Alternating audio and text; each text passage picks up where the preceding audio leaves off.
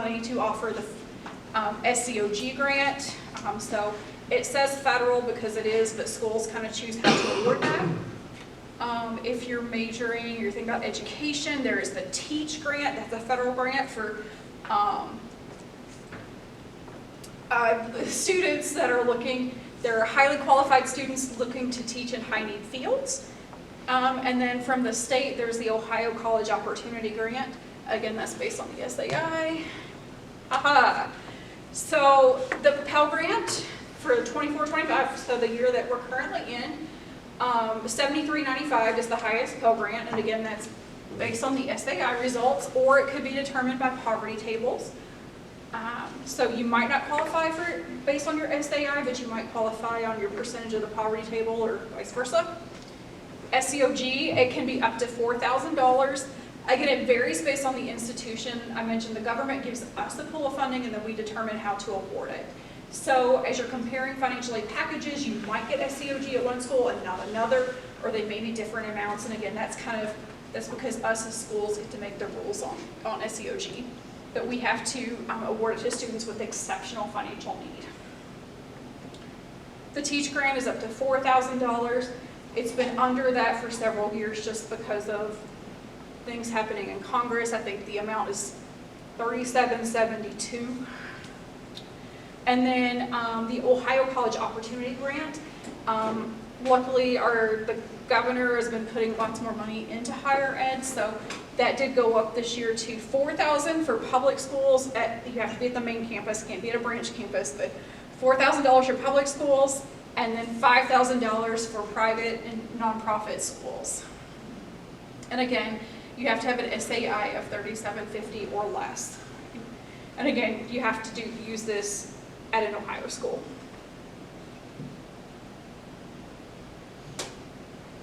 Did I? Okay, perfect. So now we're going to talk about loans. Loans are money that are borrowed for the student's education, either by the student themselves or by a parent. Again, help to pay for college education. Repayment generally begins after graduation, although there are some private loans that you can start to repay while in college, again, depending on your terms and conditions. We always encourage you to borrow only what's necessary. So getting into federal loans, for the first three here are federal loans. So there's what they call the direct subsidized loan and the direct unsubsidized loan. So those will be offered to a student when they file the FAFSA. So there's no credit check on these direct loans. No credit check, no cosigner required, just some paperwork to fill out. The interest rates are fixed for the life of the loan, but they do change from year to year. So what you borrow this year at 6.53, you might next year get a loan for higher or lower depending on what's happening. Grace period is 6 months on these loans. The subsidized portion of the loan is based on financial need. And what the subsidy means is that the government's paying the interest on it while you're in school. So the subsidized loan will not accrue interest while you're in school. The unsubsidized one will start accruing interest once it pays out to the school. So those are subsidized and unsubsidized loans. The Parent Plus loan is also lent from the government. That one is, again, for the parent of a dependent student, so it can be a parent or step-parent. And again, you can borrow up to cost of attendance on that loan. The interest rates are higher. The fees that come off the top are higher. It's not need-based, so anybody can borrow as long as they pass a simple credit check. Private or alternative loans, again, those are loans generally borrowed by the student with a credit-worthy cosigner. From banks. Sallie Mae is the big name in private loans, but there's also Citizens and Discover. I don't think Discover does student loans anymore. So Citizens and PNC and Earnest and SoFi and College Ave, and like lots of different companies do private student loans. The interest rate is going to vary because they all offer fixed rate products and variable rate products. So again, depending on what you apply for. Fees vary. Generally, there's not a lot of fees on private loans. And then the grace period is going to vary again. You could have one that starts repayment at school. You could have one 6 months after. I know Discover's used to be 9 months after. So that's all going to vary. So those are different types of loans. And I think I keep going. Yeah, so why wouldn't we all just borrow the one that doesn't accrue interest, right? Because the government puts a limit on that. So as a freshman, you can have $5,500 in those direct loans, direct subsidized and unsubsidized loans. So $5,500 total as a dependent freshman. And up to $3,500 of that can be subsidized.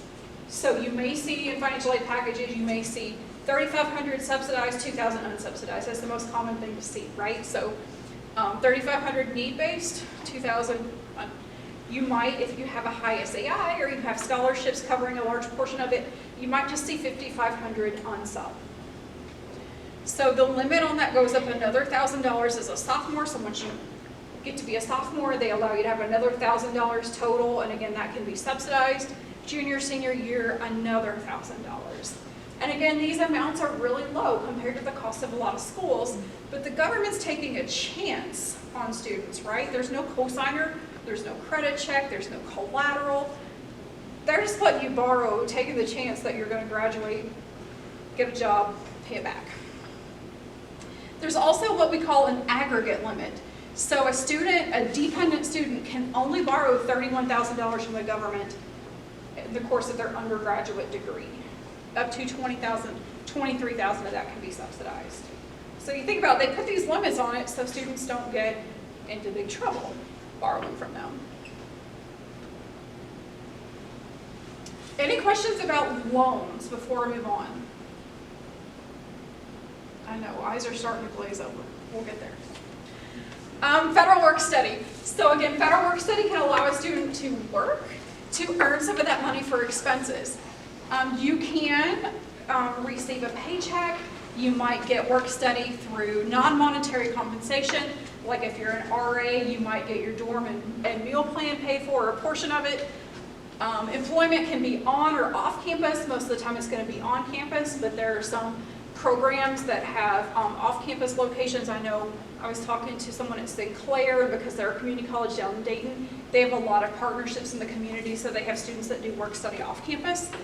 Typically they pay minimum wage. You're going to see some higher because the government keeps giving us work study funding and we can't use it, so we're starting to pay higher wages. The FAFSA is required for these work study. There's something else I was going to say. Financial aid, you might see this look different in financial aid packages. Some schools will put it on there as like part of your overall package and use it to subtract from the bottom line that you might owe. Some schools put it on there, oh, you can work and earn this and you'll get a paycheck and that goes towards pizza, gas, and shampoo money. So you will see work study in different places in financial aid packages as schools put it in there differently and help you pay for costs differently. So don't be alarmed if you see it, you know, applying to that account balance at one school, but maybe not at another school. Oh, I went the wrong way.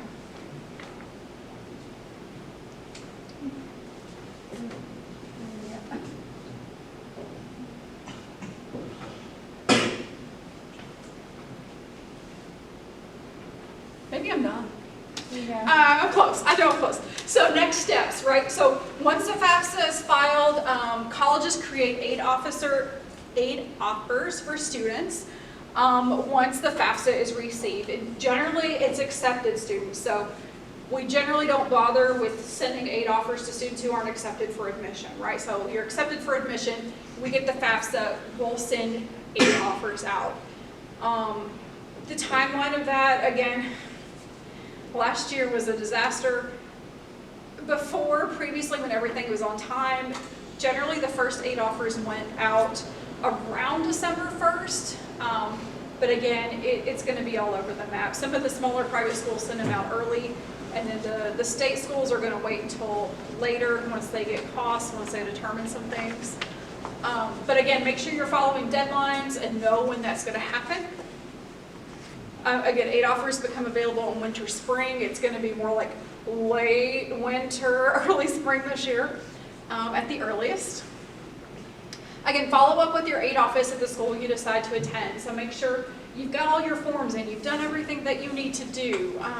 Are there any deadlines that you need to meet? So, and then make sure also there's deadlines for not only admission, FAFSA filing, scholarship applications. So there's all of these deadlines all over the place, and your school may have 2 or 3 different deadlines for different things. So make sure that you have all those.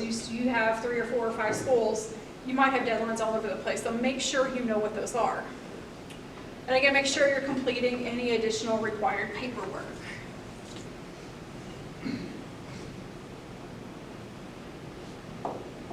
Okay, so studentaid.gov is a wealth of information about all of the federal aid stuff. So when we took this screenshot last year, it was right before loans started repayment. So the headline was "Getting Ready for Student Loan Repayment to Start." But there's tabs up here about the FAFSA, about federal loans and grants, loan repayment, loan forgiveness. There's all these different tabs. There's a chat bot. They can help you, you can type in what you want. They help. There's information if you're considering school, if you're in school, if you're a parent. So it's a wealth of information out there on studentaid.gov. And again, the FAFSA form, it's FAFSA.gov, but it all connects together. Okay, thanks for listening. Like I said, I know it's late. I know I glazed over. I threw a lot of stuff out there at you, but questions, general questions that you have?